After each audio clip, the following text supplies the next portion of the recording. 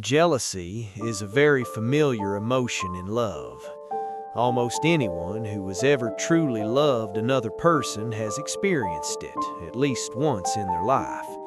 It arises when a vague uneasiness appears in the heart, a fear of losing the person we love, a fear of no longer being the most important one, a fear that one day the other may change while we are unable to hold on in time. Seen in this way, jealousy is not something inherently bad from the beginning. It is merely a sign that we are loving and that we are afraid of being hurt. It tells us that something matters deeply to us, that we have opened our heart and made ourselves vulnerable. The problem, however, does not lie in whether jealousy exists or not. The real issue lies in how we face that jealousy. There are people who experience jealousy briefly and then are able to adjust themselves. They notice it, understand it, and let it pass. But there are also people who allow jealousy to take over their thoughts and behaviors, slowly turning love into a burden for both sides. When that happens, jealousy is no longer a subtle seasoning of love. It becomes something that erodes trust and inner peace day by day. Many people still believe that love means complete possession. Once two people become lovers or husband and wife, their lives are expected to merge into one. His happiness must be her happiness. Her sadness must be his sadness. This way of thinking is not entirely wrong, but if it is not fully understood, it can easily lead us astray. In our desire for closeness, we may unknowingly erase the necessary boundaries of the other person. In truth, loving someone does not mean losing one's own individuality. Each person remains a separate human being, with their own family, their own friends, their own habits, their own thoughts, and their own wounds. When we love, we are only asking for permission to step into another person's life, not to push their life aside and replace it with our own, taking full control. When we use love as a justification to control, to forbid, or to force the other person to live according to our expectations, that love has already begun to drift away from its original essence. There are relationships in which one person gradually becomes the guard of the other. They must report where they go, who they meet, and what they do. They must measure every word and every action carefully, afraid of provoking jealousy, sadness, or anger. From the outside, such a relationship may appear close and intimate, but inside it is suffocating. Love that deprives someone of the freedom to breathe will sooner or later make them want to escape.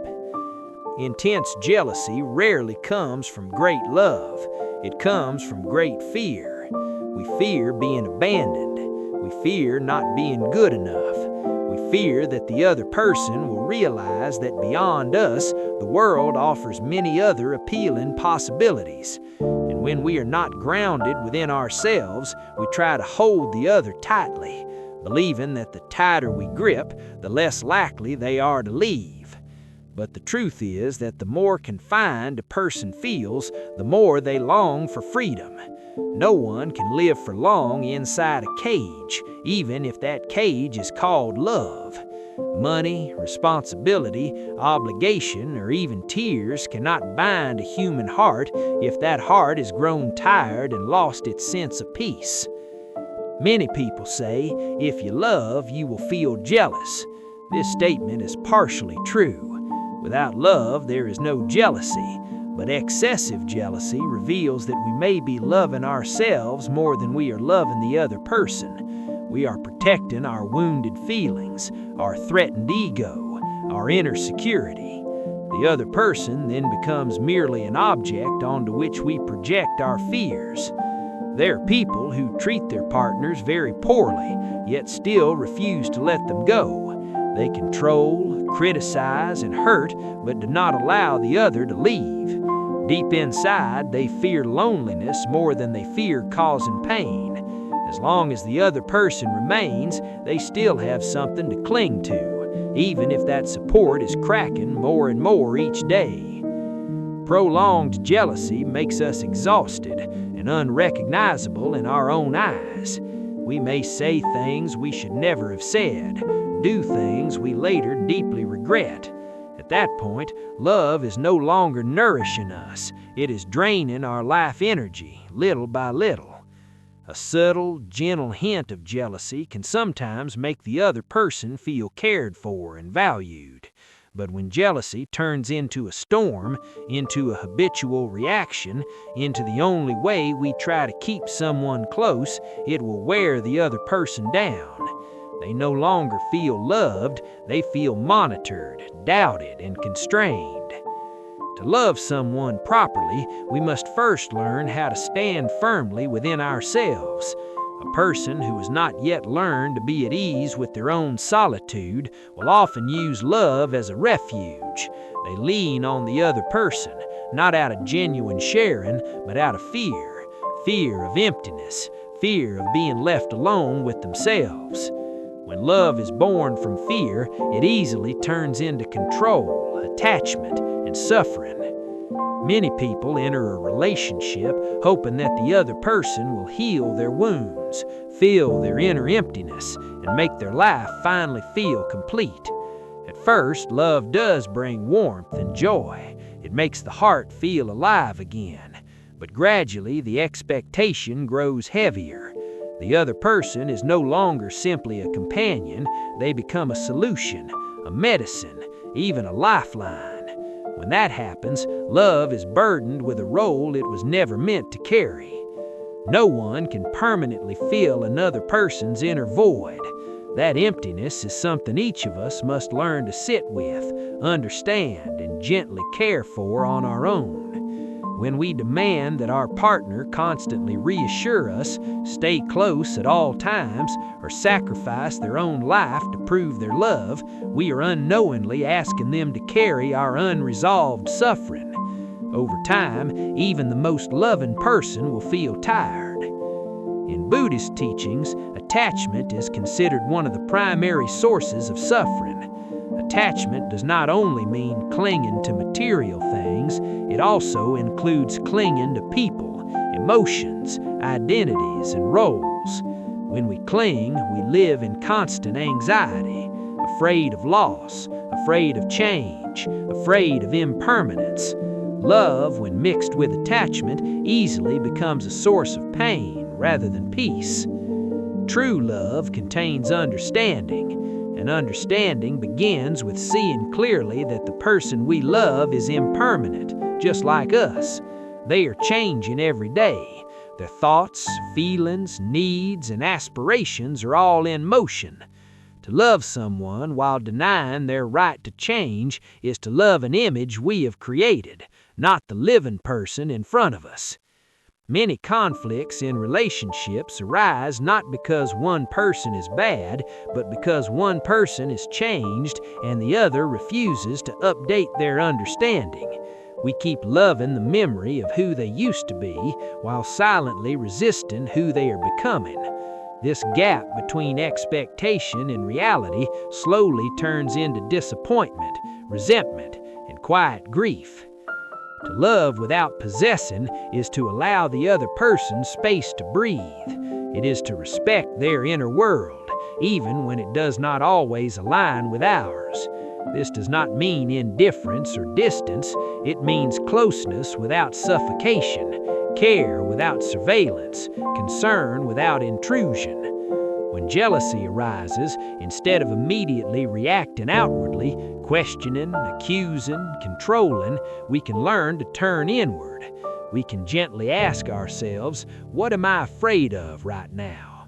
Often beneath jealousy lies a sense of inadequacy, a fear of not being enough, or a wound from the past that is not yet healed.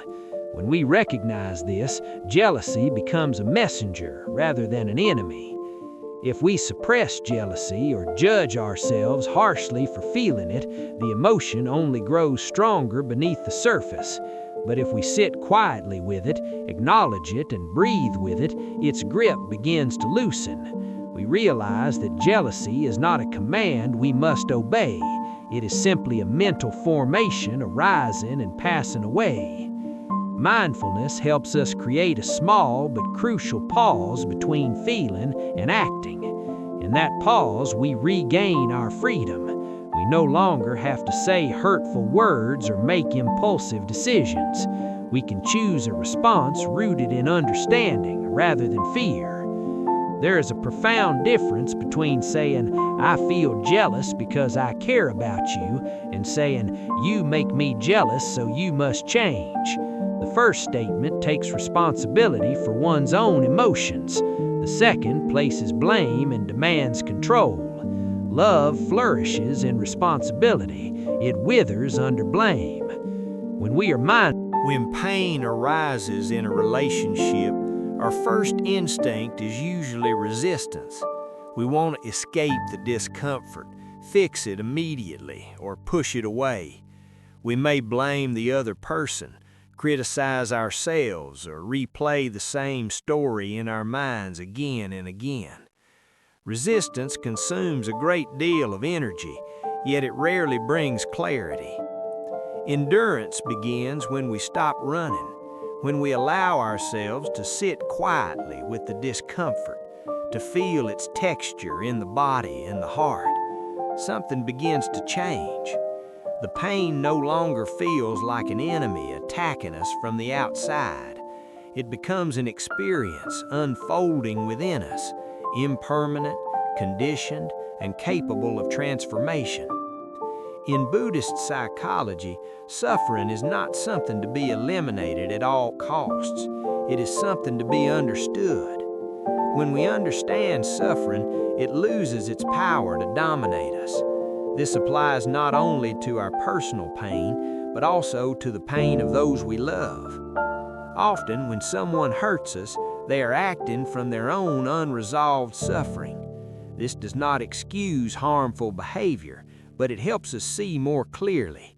Instead of reacting with immediate anger or withdrawal, we can pause and ask, what pain might be speaking through them right now?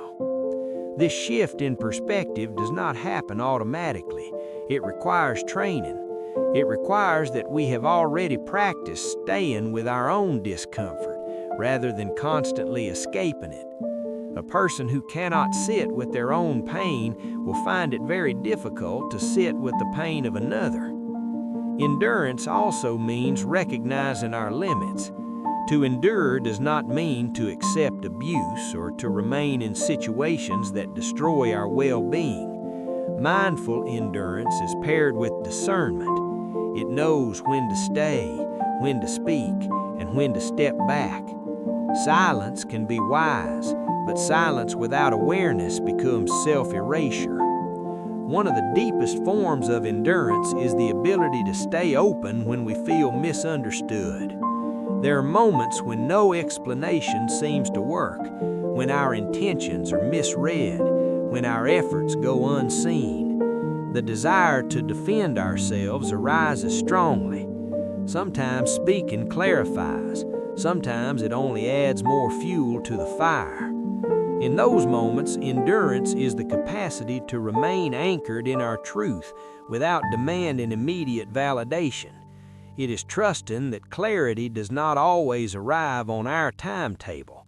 It is understanding that being right is not always the same as being at peace. Endurance teaches us humility.